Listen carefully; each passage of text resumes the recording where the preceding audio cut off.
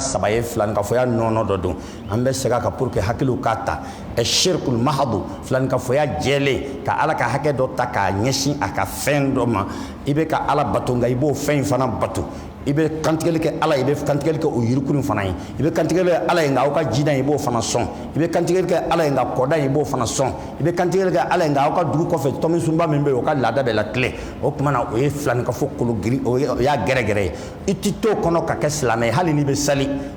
o kuma na ka fo ko ni misiri binika ite ala magotila ninde du filan ka fo ya de bake nato sunyenite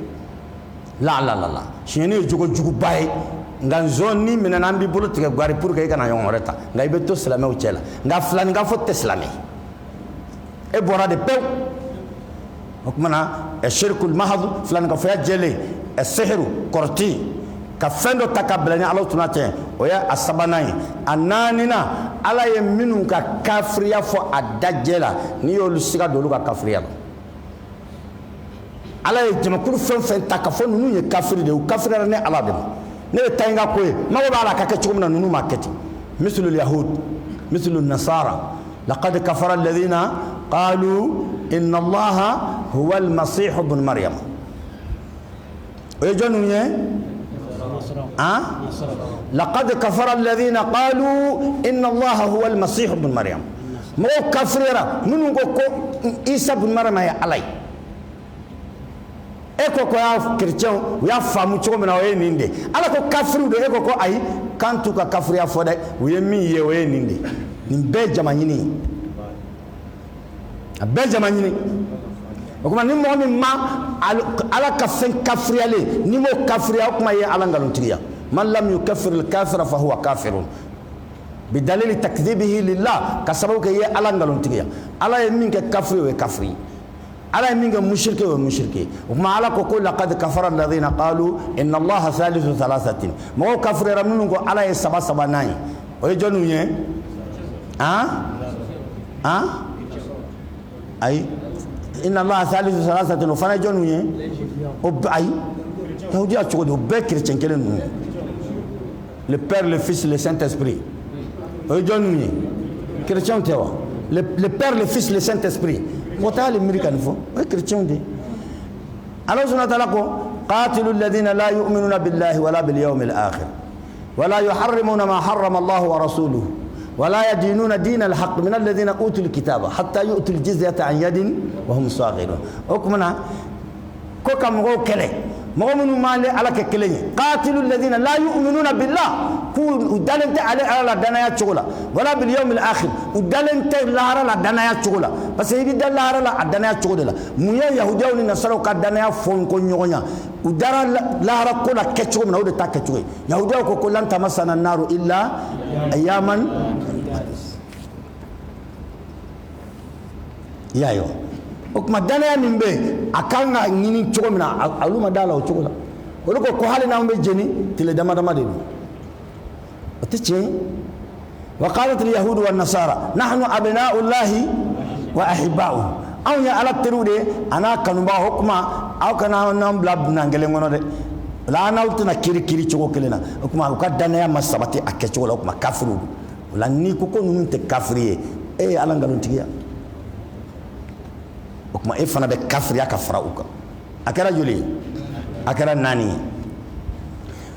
man kariha shay'an mimma jaa bihi an-nabiy sallallahu alaihi wasallam kana ni songo fanyi aya foda de law aya yera farkole de law ayra ya bara de kew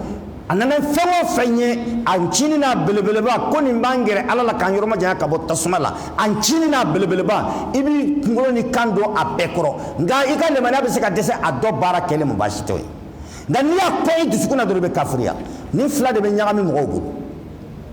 sunna kebaliya o ya dama wala ndai akoni ya yi disukun fanana ntadu na yepma ni fam eso fla kele nyewa ni ekra ka sunna do he Allah taala ya ke ekalle mana masse a niveau la kira de fini chauka fini do yoro fo ka dan yoro fo fini ga do check nunu ni che ika fini dan yoro fle ni hake nga Allah taala ya ke ekal e jarabileno e be jarabila fini minnu na tuma dɔ la e tɛ se k'o pratiquer o fɛn in kan nka kira kɔni ka sunna in kɔniya t'i la a nkalontigɛlen fana t'i bolo o tuma na e kɔni ye ala sɔsɔbaga de ye o côté in na nka a kɔrɔ tɛ k'a fɔ kira ye min fɔ ko a man di ye a kɛ e yɛrɛ bɛ i yɛrɛ ye k'a fɔ nagasili b'i la parce que i tɛ ka se k'a ko in kɛ o tuma o tigi a n'a kɔniya bɛ min na o tɛ kelen o tuma man kariha shay'an mimma jaa bihi nabi sallallahu alaihi fa huwa kafir a fitinin n'a belebeleba kana jɔn fefefo i ma sahaba kɛ ye Abdullah bin Mughaffal ka hadisi la a ko a balimakɛ ma Abdullah bin Mughaffal ka hadisi la a ko a balimakɛ ma a kɛlen ka gabakurunin ta tan nɔ k'a kɛ tan al-qadhf ka gabakurunin ta k'a keri a ko a ma ko inna nabiyya sallallahu alaihi wasallam naha an hadha ko kana nin kɛ ko kira y'an bali nin ma ko kira ko nin gabakurun kelinin sugu min filɛ nin ye dɛ k'a tɛ se ka fɛlɛ ka se i ma a tɛ se ka fɛn dɔ faga ka se i ma k'i b'o kɛ naji ye kelen a tɛ se ka jugu lasegin fana fila ko nka ko n'a binna mɔgɔ min ɲɛ kan k'a bɛ se k'a ɲɛ ti n'a binna mɔgɔ min ɲin kan a bɛ se k'a ɲin kari o tuma kira y'an bali ka bɔ nin ma a y'o fɔ sahabakɛ ye tan u kɔntinɛra baro fɛ sɔɔni tuguni a ye gabakurun dɔ ta tuguni k'a kɛ o cogo na tuguni pip a ko n balimakɛ o tuma nin ye dakɔrɔbɔli ye dɛ n ko i ma n ko kira de ko a ti bɛn an ma wuli ka bɔ sigiyɔrɔ la walahi ne tɛ kuma i fɛ tuguni donc ale y'o jate k'a fɔ ko a y'a dakɔrɔbɔ a bɛ se ka kɛ yɛrɛ hali a ɲinɛna mais kuma in fɔ kun ye min ye an k'a dɔn jusqu'à quel niveau sahabaw kun sirilen bɛ kira Muhamadu ka kumaw la mɔgɔ minnu bɛ danbekatara karamɔgɔya ma yan an fɛ Mali la yan olu de bɛ sigi ka kira ka sunna décortiquer nin t'a la nin ma fɔ nin t'a la nin ma fɔ nin t'a la nin ma fɔ kira da sera fɛn minnu ma sigida kelen tɛ fila tɛ an bɛ bonbosi ta sunna don a ma fɔ n'a t'i la i tɛ silamɛ nka kira ka sunna don a y'a fɔ a jɔjan fɛ k'a fɔ a jɔsuru fɛ a ye a to yen a ye yafa a ma wa firu laha a y'a to yen a ka bonya khaliful yahuda wa nasara a ye yahudiya ni nasara fɔ ɲɔgɔn k'a fɔ a jɔjan fɛ k'a fɔ a jɔsuru fɛ en même temps a bɛ a yɛrɛ fana na kana dhu lihiya a yɛrɛ y'a ta fana mara i b'a ka portrait lajɛ i bɛ bonbosi ye a la bali bonbosi ko y'ale kɔn kuranɛ kolo jɛ la bonbosi tɔgɔ b'a kɔnɔ Seydina Musa n'a balimakɛ ka ɲɔgɔn fɛngɛ la balimakɛ b'a fɔ a ma ko kana minɛ n kun sini ka bonbosi ma la ta'khuduni bi lihiyati wala bi ra'si kana minɛ bonbosi ani n kun si ma o tuma na nabi ɲumanw ka yani a bɛ diɲɛ mɔgɔba bɛɛ la hali kafiri hali ni ye kafiriya fɛngɛ lajɛ o tuma nin kɛra ka Mamadu Manton cɛmanw masiri sunna don an b'a fɔ n'a t'i la i tɛ silamɛ nka n'i y'a istihlalu k'a dili daga i bɛ kafiriya n'o ye hali n'a sɔrɔ e yɛrɛ t'a di i k'a ladaga ni fila tɛ kelen ye karamɔgɔ bɛ escroya kɛ k'a fɛngɛ ni kuma ni mɔgɔ min bonbosi di tɛ silamɛ o ma f'i ye an ko kira ka sunna de don baara fu tɛ kira bolo ni mɔgɔ min y'a kɛ limaniya kan i b'a sara sɔrɔ ni ala y'i jarabi n'i m'a kɛ il faut le regretter vraiment an ka dugawu kɛ ɲɔgɔn ye sinon fɛn dɔ a kan ka bila parce que kira ko k'an ka bila an ma est-ce que kuma faamuyara o la an bɛ ninnu ta parce que ninnu de ka dɔgɔ mɔgɔw ɲɛna o tuma a tiɲɛni bɛ cogo min na kuma ma se a belebeleba ma kira na ni fɛn o fɛn ye n'a y'a da bɔ a kɔrɔ k'a fɔ o ye fɛnba de diinɛ kɔnɔ ni dɛsɛra la a sunnaw a mustahabu a faridaw a wajibiw ni dɛsɛra min na wala i ka limaniya ma min kɛ wala a kɛra ala sɔsɔ ko i y'a ala sɔsɔ ko ma kɛ a bɛ bila ala sɔsɔ minɛn kɔnɔ nka n'i ko kaba ko a man kan ou bien n'i y'a kɔn kaba i bɛ kafiriya a kɔni a n'a kɛbaliya o fila tɛ n b'a fɔ a ka nin danfara dɔn ka bɔ ɲɔgɔn na bonbosi tɛ karisa la est ce que o ye kafiri ye wa mais bonbosi bɛ karisa la mais a ko a y'a jɔ an ka dɛmɛ sa bonbosi ko in yɛrɛ tɛ tiɲɛ ye nka bonbosi b'ale yɛrɛ la ale ye jumɛn ye sisan a kafiriyara f'a ko kuma fɛn fila in de dɔn ka bɔ ɲɔgɔn na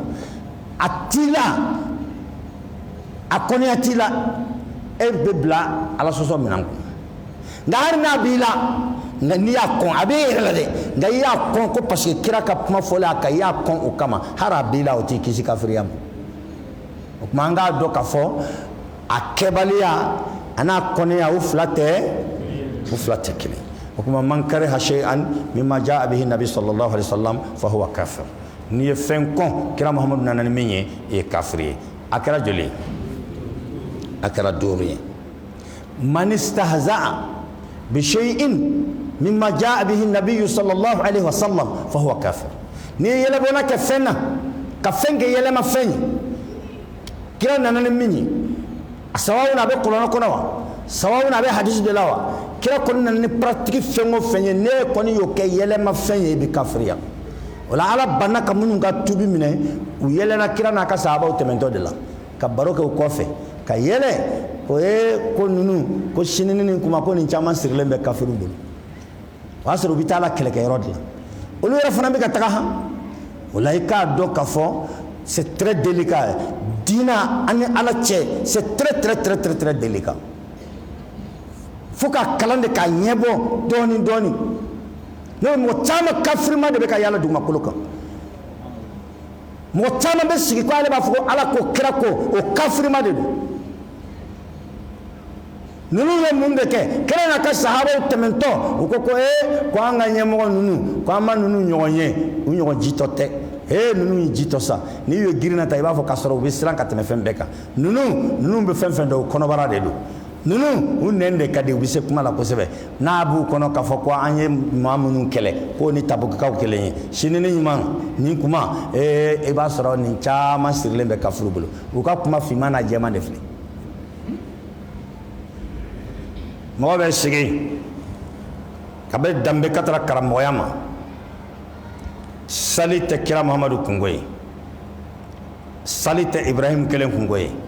Musa kelen kungo tɛ Isa kelen kungo tɛ Yahaya kelen kungo tɛ Zakari kelen kun tɛ sali an bɛ se k'a fɔ nabi ɲuman bɛɛ jɛlen ka taabolo don sali de bɛ jɔn gɛrɛ a ma la mɔgɔ bɛ sigi karamɔgɔya danbe ka taara i yɛrɛ ma a b'a sali i b'a sɔrɔ a bɛ sali kɛ yuguriya ye direct bɛɛ ɲɛna kira ko an ye safaw gɛrɛ ɲɔgɔn na ko ne muso ne bɛ e muso kan ne ka n sen gɛrɛ e sen na o bɛ kɛ ka kira de ko n'an nana misiri kɔnɔ an k'an senw gɛrɛ ɲɔgɔn na o sabatili ka ɲi ko min ni min gɛrɛlen bɛ ɲɔgɔn na k'o n'o muso bɛ ɲɔgɔn kalama nin ye tuhuma sugu jumɛn ye nin ye wajulu sugu jumɛn ye i tɛ maloya i tɛ siran Ala ye i tɛ sanuya i t'a dɔn k'a fɔ i si tɔ man jan tuguni i tɛ maloya i tɛ siran Ala ye i tɛ sanuya ni misi kɔnɔ mɔgɔ bɛɛ bɛ se ka kɛ jɛnɛyakɛla ye ko kira ka sunna o sabati k'a ko e sen b'i da ne sen kan e ni ne muso bɛ ɲɔgɔn fɛ o sali bɛ taa yɔrɔ jumɛn na ti den bɛ o tɛ taa yɔrɔ la nin ye yɛlɛbɔnna de ye diinɛ la o tuma ni mɔgɔ min ye istihzaaw kɛ ni kira ka fɛn dɔ ye safa tilenni e ye istihzaaw k'a la i bɛ kafiriya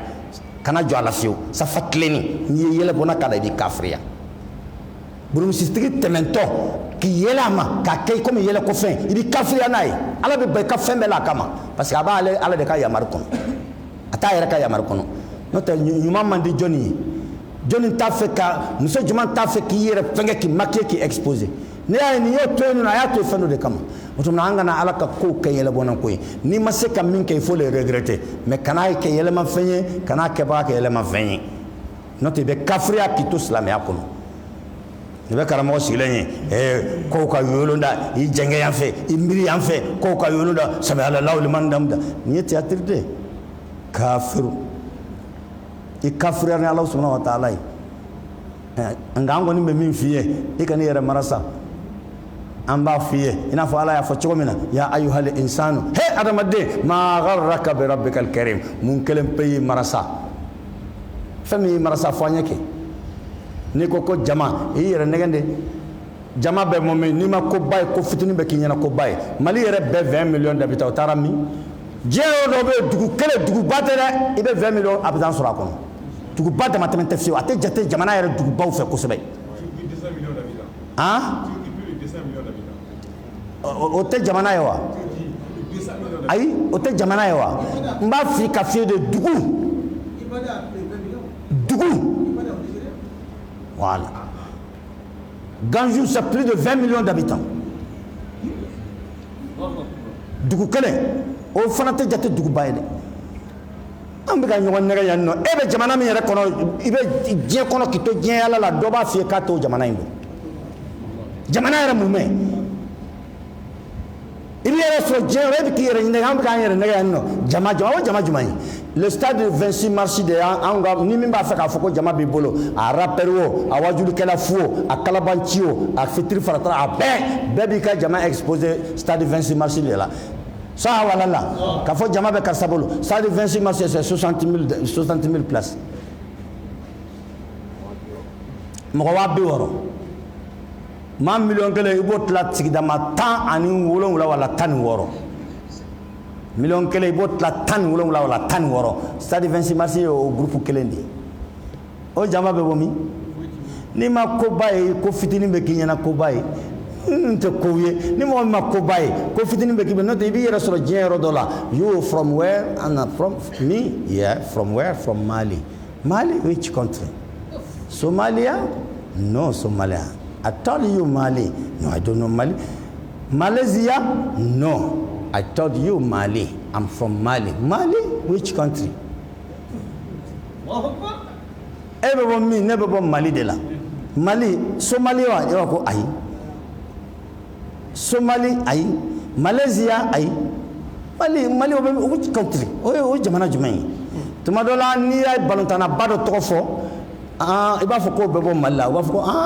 Africa. Kokuma ko Africa de wani ko they don't know Africa. It's Africa. Ebe jamana mi yɛrɛ kɔnɔ dɔ t'o dɔn kuma ma se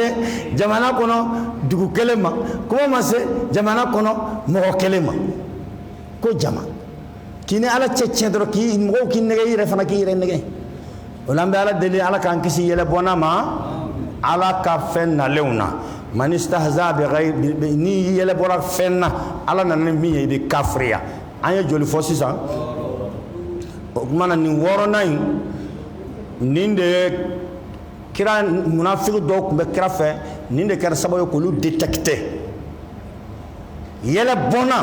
i bɛ ko min kɔnɔ a détecteur ye de n'i bɛ ko min kɔnɔ i b'a dɔn k'a fɔ mɔgɔ min t'a la fiyewu k'a t'a la a t'i fɛ a dusukun na fɛnkɛ la ni ko in n'a bɛ to ka yɛlɛbɔ ko in na a t'a la munafikiw détectera n'ale de o la n y'u ka kibaruya f'i ye sisan ko kira n'a ka sahabaw tɛmɛtɔ u ye nin kuma ninnu da ɲɔgɔn kan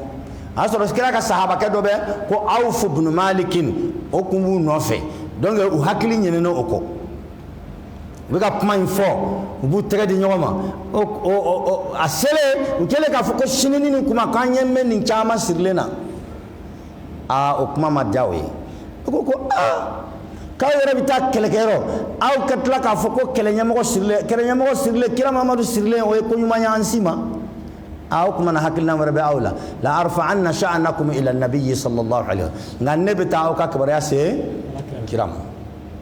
Awf ibn Malik Abdullah ibn Umar ye kuma in lakale ko nka o bɛ se don min kira ma a ye so ɲɔnki pour que a bɛ taa ɲɛfɛ joona ka kun kira la a bɛ se kira ma waati min na a y'a sɔrɔ Jibril y'a kɔ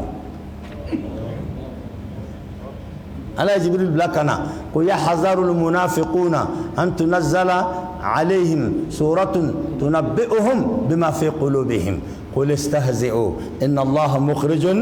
ما تحذرون كل جما كل من فلي كوفي كو بسرا فمو فنياوي كو كاكو داكنا كاسيسا غامين بو كونو منو فيه غاو بكا سرا فمو فنيا اكو جوتسا كان آية كلاوني wele ka fuye kukume yelebo mina ko ala bora kalama wa min do wele mu dusukuna ko ala bina bokalama istahzi'u ay yelebo na ka kusabade inna allaha mukhrijum ma tahzaru absrana min yede aw lebu yede ala bina dakene suratul tauba ala matlayno ay kuma continue ako wala in sa'altahum ko kirani ujo kunyininga addo munafiki che wolo fladu min dabe kuma la kosoro to ko Makhshi ibn al-Hamyar ale de dabe kuma la ale be kuma fo tawbu yele ale be kuma fo tawbu yele inshallah kira ala taala ko kirama ko wala in sa'altahum kunni wele anaka jamai la yaqulun kubina fo inma kunna nakhudu wa nal'ab kuba fo ko e kan kun tan so bela sa afana kana ni beke so be ngo nyo wane be fo ni mawaya yele bona ke ala ka kodo la ni ko kana ni ke te afuna kana ko gele asa ndo ye tulunga ni ala taala kalungora dewa est-ce que ni ala taala kalunga nyogo dewa toi tu n'es pas si là Dieu est ducré pour que ka kalungora yake ote ete bozo kira ala ka kado e pour ka kalungura te mo ne ala chew ala subhanahu wa ta'ala kalungura te mo na che ore la ala ko kunni ni nga sakubu no de fo wala in sa'altahum la yaquluna inma kunna nakhudu wa nal'ab qul afuye abillahi wa ayatihi wa rasulihi kuntum tastahzi'un aw ma yalabuna fesisro aw ma zaka klunge fesisro fo ala anaka chide anaka kabako aw kuma yala wode lawa la ta'tadhiru akana luzrafo qad kafartum ba'da imanikum aw kafrira wal man alim aya jiginu kan kuma nunu de kama ngo ni on bakelen de ba an dako ni islamia ni kafriya kungona yoro nyona yoro ibe mo sura auna akademe be katara kafiru de wala kayele bona fenna kira mamadou nanan miye abe mo kafriya awla na ni mo min ya danna yasro comme aljanna soro sira wɛrɛ ben min ni kira mahamadu ka sira tɛ kelen man i'taqada anna ghayra hadi muhammad sallallahu alaihi wasallam afdal min hadihi aw ghayra hukmi an-nabiy sallallahu alaihi wasallam afdal min hukmihi wallahi ka siri dusukunna ko kiri wɛrɛ ben min tilenen do ka tɛmɛ qur'ana ka kiri kan kiri wɛrɛ ben min tilenen do ka tɛmɛ ngambo de fo an yɛrɛ bi ngambe kɛlɛ laïcité de nɔfɛ. Est-ce que islam nyuma dakanga do laïcité ko kuma law jon kere bebe se ke bolo korota ko ne yɛrɛ ka du kɔnɔ ko laïcité de be abe jonga du kɔnɔ jon ko be se ka fɔ ko ale ka du maralen do ne laïcité est-ce que nous connaissons d'abord la laïcité ou be min fɔ an ye an tɛ politicien de mais ou be min fɔ an ye ko laïcité kɔrɔ ye hein qu'est-ce que ça veut dire la laïcité monsieur Maïga selon votre connaissance.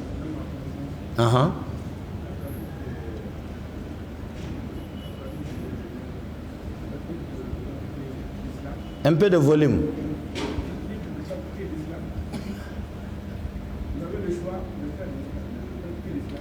Taïb. Fait. Hein? Naam. Donc, c'est-à-dire liberté de religion, liberté d'expression, liberté de sexe. Liberté de religion. Qu'a globalisé liberté de religion. Taï. Donc, on a la laïcité coréenne, la liberté de religion. C'est-à-dire, il y a danaya manataga aywa femme fait, ni ka danaya dona yirikurun de la iko batu. Nintewa. Ni ka danaya donna farakurun de la iko batu ni gera koko ala te fana ça passe basi te nin tawa ou bien ne filla de ni ko liberté de religion ko ni koro de o ko ni koro ka fo ka danaya mana do minna iko ke an jonkelen ga du kono ko système do be no ko mi mana jami o la ko boke ale du tse ka marani ni kuma mase aywa jamana ma kuma mase jema ngalon dilalende do et puis tiens fanate fin beta ou ka intérêt en contrôle la ni o bolo da uteso ala kanga dina famya chogo nyumandam o kuma ni mo mi ya danganeya ka fo sira do be mi no tleno do katama kirama ru ka sira ka sira do be masse aljana ma kiri do be tleno min tleno do ka kira ka kirika ibi bo islam ya kono kaso be sali be suin be hiji o chogo galeno ni mo mi ya danganeya fana akara joli akara wolon fly a sekina ni mo mi ya danganiya ka be be mo kelen do yi ika bokira ka sharia jukoro bete de ngam mo kelen do o bi se ka bokira ka sharia jukoro ibe ni yesu fi gange o de fein abe dlomi o ba fo ko e nya ba la ko dlole do nga dlote de avo an woni nya ba la abe ga mimi dlodo nga dlote donc il va sur modo bubolo atika ko be bunya bolo ka bunya fo kana ye ale tekira ka sharia jukoro tuguni o kuma na tira ka sharia ye ninde nyuma ni jugwa ale to jukoro tuguni donc ale be ubo bla minan juma kono ina fo sayyidina khidri kumbe minan men kono est-ce qu'il y a kuma infam sayyidina khidri ma mo farawa Musa m'a fɔ k'a man kan ka kɛ wa a ma taa laban ka k'a ta ye wa a ma kulun dabɔlen wa Musa m'a fɔ a kun man kan ka kɛ wa a ma koko jɔ wa Musa m'a fɔ a kun man kan ka sara minɛ wa donc Khidr kun guidelen don Ala subhanahu wa ta'ala o kuma mɔgɔ dɔw fana bɛ yen nɔ olu b'a fɔ ko mɔgɔw bɛ yen nɔ hali bi mɔgɔ dɔw bɛ yen nɔ a bɛ ko dɔ kɛ kɛnɛ kan e fɛ kojugu de don mais le fond ko kojugu tɛ o kuma n'o hakilina nalila dɔrɔn kafiriyara kira cilen kɔfɛ mɔgɔ si tɛ bɔ kira ka nin sariya in jukɔrɔ o ye sekin ye a kɔnɔntɔnna muwalatul mushrikin wa muawanatihim ala al muslimin ala jugu dɛmɛni silamɛya kan a kɛra i y'a dɛmɛ i da de la wa i y'a dɛmɛ i dusukun de la wa i y'a dɛmɛ ni plan de ye wa i kafiriyara ka ala jugu dɛmɛ silamɛw kan hali n'i y'a dɛmɛ i dusukun na wa mɔgɔ mɔgɔ bɛ ka lutter laïcité ye i bɛ ka ala jugu de dɛmɛ silamɛya kan an dɛsɛlen de da bɛ don laïcité ko la n'o tɛ an t'a la an tɛ laïcité ko la parce que nkalon don a tiɲɛ yɛrɛ min ye walahi nkalon don mɔgɔ si ka du tɛ mara ni laïcité ye mara fɛn o fɛn bɛ yen nɔ aw bɛ jɛ de k'a lajɛ an ka sigi k'a lajɛ min ka ɲi an ma an k'o kɛ min man ɲi an ma an k'o to yen nka k'a fɔ ko bɛɛ k'i ta kɛ o ye nkalon ye a tɛ yɔrɔ si nkalon dilanlen don c'est faux o la silamɛ ɲuman da tɛ don laïcité ko kuma la an b'a mɛn de mais an da t'a la o la n'i da don o la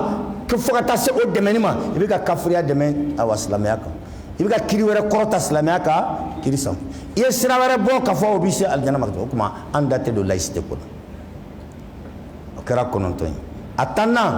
al-i'radu anillahi mɔgɔ min a bɛ silamɛya kuma fɔ nka pratique tɛ yen o fana bɛ yen ko musulman non pratiquant Ala subhanahu wa ta'ala ko ومن أظلم ممن ذكر بآيات ربه ثم أعرض عنها على تسلي أتسون أتهيج أتفوين moi-même je suis musulman mais malheureusement moi je ne suis pas pratiquant sinon je crois kafir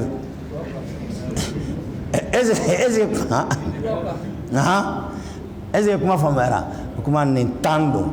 ni kelen o kelen n'a y'i sɔrɔ i bɛ bɔ silamɛya la ni a ye filani ka fɔya gɛrɛgɛrɛ bɛ mɔgɔ bɔ silamɛya kɔnɔ kɔrɔti bɛ mɔgɔ bɔ silamɛya kɔnɔ ka fɛn don i ni Alahu subhanahu wa ta'ala cɛ ko k'i ka kow lase Ala ma o de bɛ na ni kaburubatow n'a ɲɔgɔnnaw ye o bɛ mɔgɔ bɔ silamɛya kɔnɔ ka siga Ala ye minnu ka kafiriya fɔ kafiru don e ka siga o ka kafiriya la o bɛ mɔgɔ bɔ silamɛya kɔnɔ ka fɛn dɔ kɔn Alahu subhanahu wa ta'ala nana ni min ye a kɛbaliya tɛ dɛ nka i k'a kɔn o bɛ mɔgɔ bɔ silamɛya kɔnɔ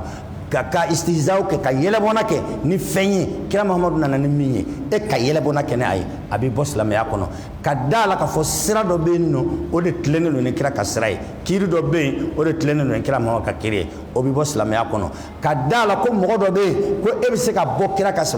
kira ka kiri kɔrɔ mɔgɔ dɔ bɛ yen ale bɛ se ka bɔ kira ka kiri kɔrɔ an tɔw bɛ minɛ min ma a tɛ minɛ o ma n'anw ye sonyɛli kɛ anw ye sonyɛli kɛ nka n'ale ye sonyɛli kɛ kɔrɔ wɛrɛ bɛ ɲini o la n'anw ye jɛnɛya kɛ anw ye jɛnɛyakɛla ye nka n'ale ye jɛnɛya kɛ kɔrɔ wɛrɛ bɛ ɲini o la n'o hakilina nan'i la dɔrɔn i kafiriyara muawanatul mushrikin awil kafirina alal muslimin ka kafiru dɛmɛ i da la ka kafiru dɛmɛ i dusukun na ka kafiru dɛmɛ i farikolo la silamɛw kan i kafiriyara ka fɔ silamɛya kuma fɔ i da la nka i tɛ silamɛya ko si kɛyɔrɔ la i fana ye kafiri ye